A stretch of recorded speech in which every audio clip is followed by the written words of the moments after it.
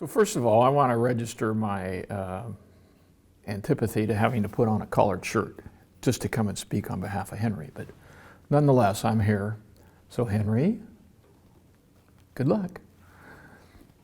I moved to, my first involvement in Citrus Heights dates back to the mid-'70s when my family was building duplexes out here.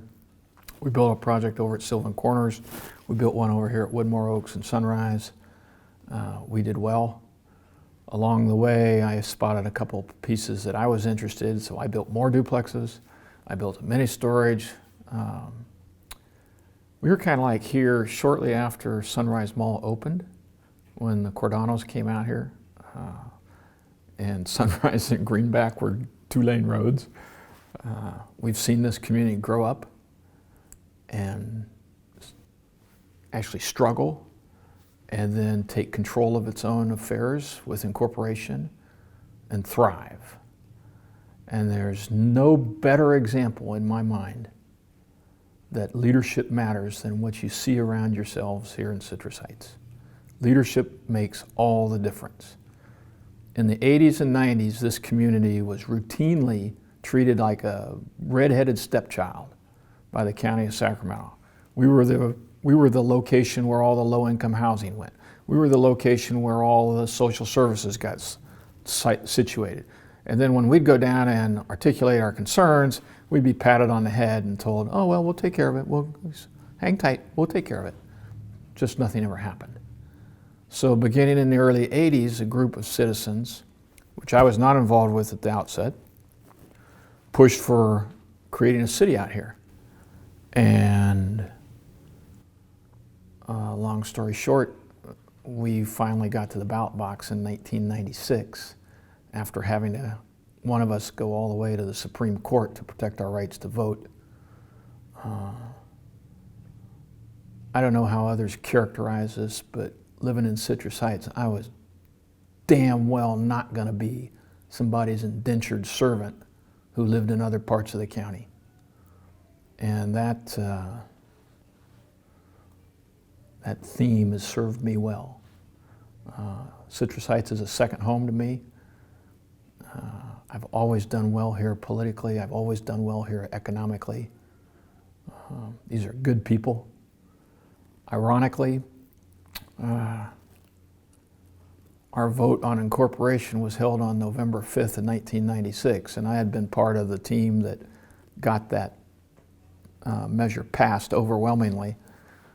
Well, on November 8th of 1996, my wife and I bought a house somewhere else, and I left Citrus Heights.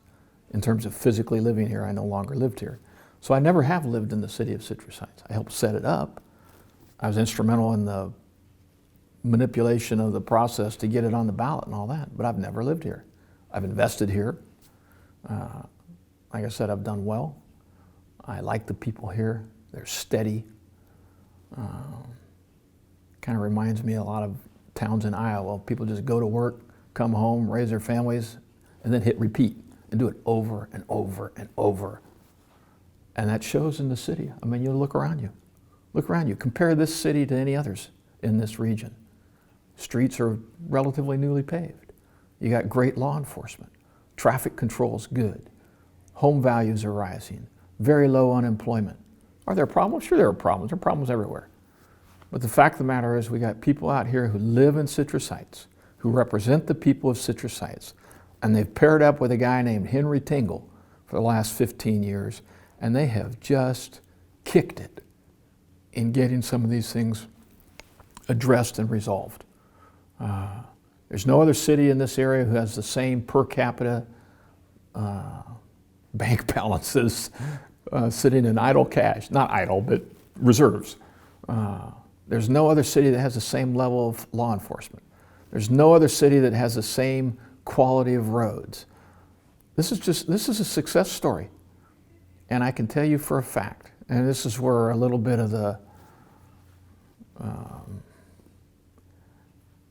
my disappointment with my friends downtown comes. We were told over and over and over and over and over and over and over again that we just simply couldn't do it, that we were just not up to the task of governing ourselves. And I have a phrase that I use when somebody really irritates me. I can't use it here. But I'll tell you what, all you got to do is look at the results. I served on there were 3 people who ran the political campaign. It was Jeannie Bruins, Bill Van Duker, and me. And we were responsible for lining up making the coalition work in terms of getting the message out to the voters. Bill and Jeannie did great jobs. Jeannie went on to become a member of the city council. Like I said, I never lived here. I probably would have run eventually, but I went off and did something else. We had a great team of initial candidates. There were 13, from Gifford Massey to Bill Hughes to, all these people who wanted to see the city be better, see this area be better than it was. And the 5 that won acted as a team for a number of years. They got the city stood up using Mike Oliver. And then Mike said, I'm just kind of like, I'm the stand-up guy. I just get it started. You got to find somebody who can carry the ball now. And that team went out, and it was Bill Hughes, Roberta McGlashan, Al McKinnon, Tim, can't remember Tim's last name right now, and James Shelby. And Tim moved out of the area. But those 5 people found Henry Tingle. And subsequent city councils have had the wisdom to listen to Henry. And they've been a great team. And, it's just, leadership matters. Pure and simple. Leadership matters. And this city has had great leadership. Even though all the pundits elsewhere in this region said, oh, you're going to fail. You'll never make it. You'll be back in 5 years seeking a bailout. Well, like I said, results matter. Leadership matters.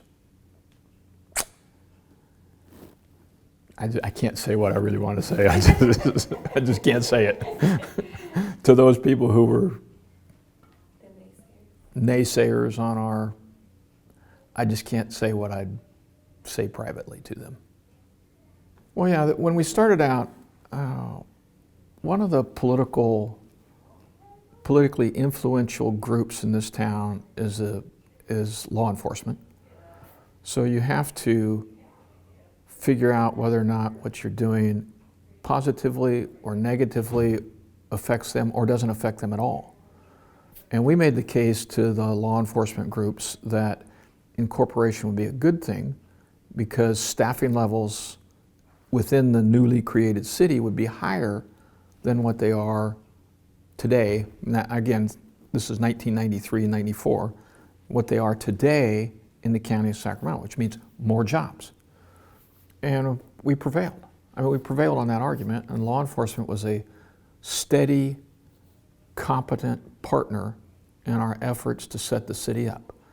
So when the city got formed, my recollection is at least for the first 5 years, the city contracted back with the county of Sacramento for law enforcement. And we asked for the city asked, I keep saying we, by that time I'd moved out of the city, but the city asked for increased deployment of county sheriffs, and they were willing to pay for it. And for some reason or another that got off track. The city decided to hire or create its own police force. They went around and they found the money to set the police force up, create their own police headquarters, and hire a chief and get the thing stood up. And that's worked also. First they had Mike, he's now this police chief over in West Sacramento, I can't remember his last name, and then they hired Chris. Chris has done a great job.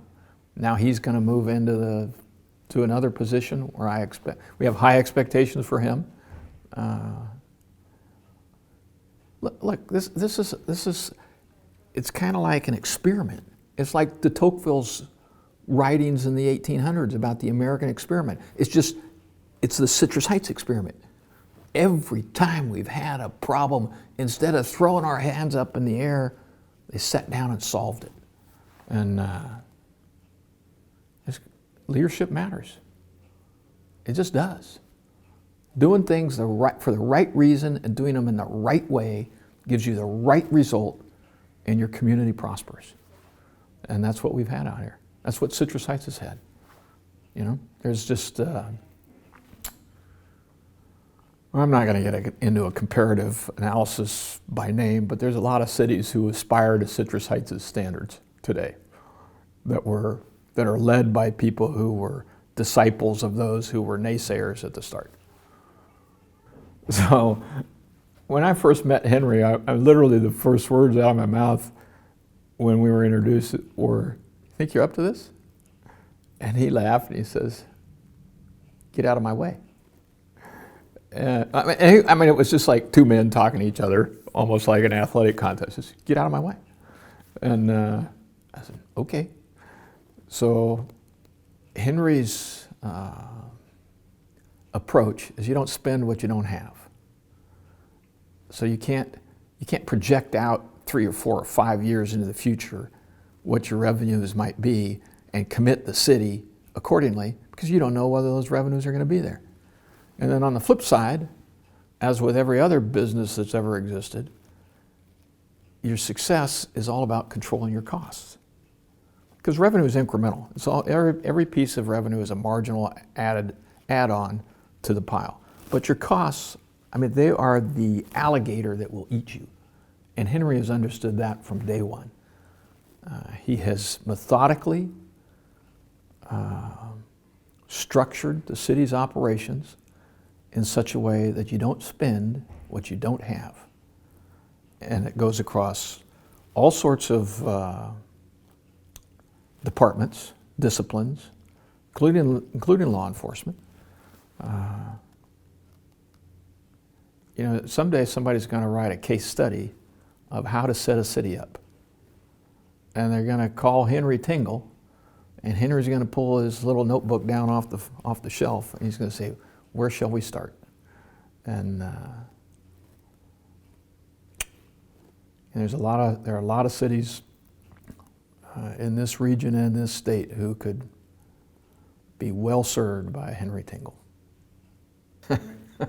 So I'm in Congress, and the city council comes back, and Henry's with them. They're making their annual trip, and I say, "Hey, let's go over the Capitol. Let's walk." It's nighttime, so it's like 7:30 or 8 o'clock at night. So let's go over the Capitol and just walk around. I mean, the Capitol building, literally, for the people of the country, it's the best museum in the country. If you're interested in American history, the United States Capitol is the best museum in the country. So we go over, and I mean, members of Congress, they're like little princes or princesses. I mean, law enforcement back there treats you with great deference. You can basically go anywhere you want, and whoever's with you, they just wave you through. So we go down the building, out on the street, cross the street, head to the Capitol, and we get up to the door of the Capitol, and I've got my little pin on that denotes you're a member of Congress, and the officers go, "Congressman?" I go, "Gentlemen?" And they wave us through. And I go, "These people are all with me." And goes, "Okay." Waves them through. So no metal detectors, no wanding, no nothing. Just me plus 6 others, just right through. So we're walking around on the second floor of the Capitol, which is where that's the level where the Senate and the House meet. And I go, "Come on, let's go down here to the rotunda." So we go down the rotunda, and you know, you're looking up at the rotunda and all its beauty and all its history and all that. It says, and he goes, "Well, don't you have any views west?" Henry goes, "Don't you have any views west?" And I go, "Yeah." "You want to see the views?" He goes, "Yeah, I want to see the views." So the council members going, "Yeah, we're with him. We want to see the views." So we walk back and go down through this, we serpentine down through the hallways and whatever, and we come to the speaker's office. Well, this was like a Tuesday night, and the speaker's out doing something. So the offices are essentially skeleton crewed. And I walk in, and the security guys are there, and they go, Congressman. I go, gentlemen, these people are with me. And they go, okay, come on. So I take them out on what is called the Speaker's Balcony, which is the west portico looking straight down the mall towards the Washington Monument.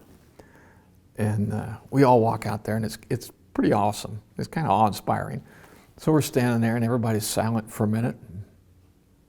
I look over at Henry, and he is standing precisely in the middle. So on the left side, you got the House of Representatives on the right side, you've got the Senate. And there's kind of a line right here, and he's just straddling the line like that. This is like this big giant. He goes, okay, I could get used to this. I like this. That's just Henry Tingle. I mean, you just give him a challenge, he'll take it on. And I know Chris is up to the task, and he'll have his own way, and it'll be different than Henry's. But the template that Henry has laid down, though you can get to it any number of different ways, the template that Henry has laid down is it's powerful. And it just is so beneficial to the people here in the Citrus Heights. So the Sunrise Marketplace issue was one of the first that I dealt with after getting elected.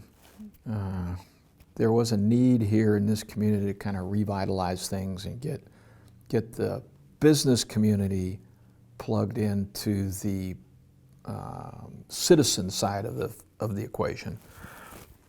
Because there's a symbiotic relationship. If the citizens are doing well, then the business community does well. If the business community does well, then the citizens do well. Well, at the time, there were programs available through the federal government to assist communities with what is euphemistically called economic development.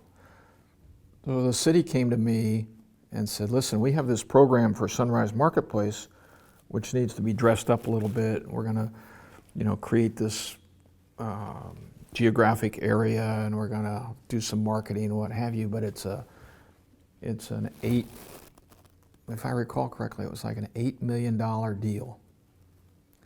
Now, the landowners are going to put in a third, and the city's going to put in a third, and what we want is some of our tax dollars back to make up the other third. So can you deliver? And I kind of went, so how much are you asking for? So it was like $2.7 or $2.8 million, which in the larger scheme of things, it's just like pencil shavings at the federal level. So I said, all right, I'll do what I can. So I went and talked with the senior appropriators from California. And I said, listen, I got a economic development project that's going to cost $800,000 a year for 3 years. The city in which this project's going to be done is putting up a third of the money on top of what they're asking us for. And the business community who actually owns the property and whose businesses are in the area is putting up a third. And what they're asking is the federal government to match their third and third with their own third. And the two appropriators that I work with, Jerry Lewis and Ralph Regula, kind of went like, that doesn't make any sense to us. And I go, well, Mr. Chairman, why doesn't it make any sense to you? He says, well, ordinarily, neither the city nor the landowners contribute anything. In other words, they just ask the federal government for everything. To which my response was, well, you haven't been to Citrus Heights, have you?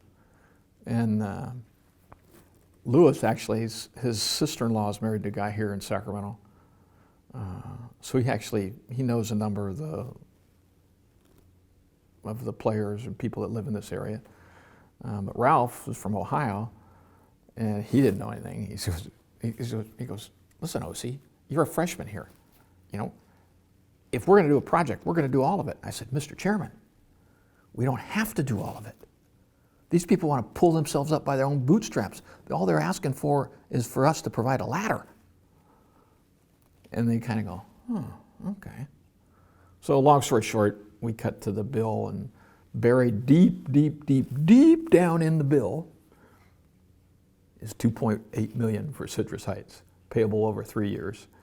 And I find out subsequently that other freshmen who had gone in seeking funding for their economic programs had their noses rubbed in the Citrus Heights model. Says, why can't you do it this way? We could make so many more improvements if you would just do it this way. If you just do it like OC's people do it. So anyway, Citrus Heights set a template, and I'm afraid I came to rue that, but we got it done. We figured out what needed to be done, and we did it. And the mall and the Sunrise Marketplace, seemingly by all appearances, are doing fine. We got the new Lowe's, and we got the other projects or the companies operating in there.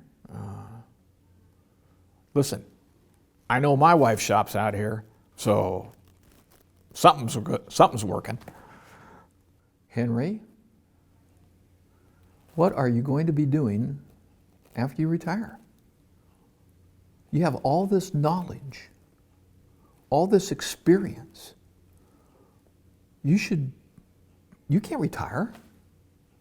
This just isn't acceptable. You can't retire. You have to go find another area that wants to stand itself up and kind of flex its wings. Because that's what this is all about. It's going from place to place to place, making each place you go a little bit better. Henry, you personify the phrase, leadership matters. We're going to miss you. We will miss you.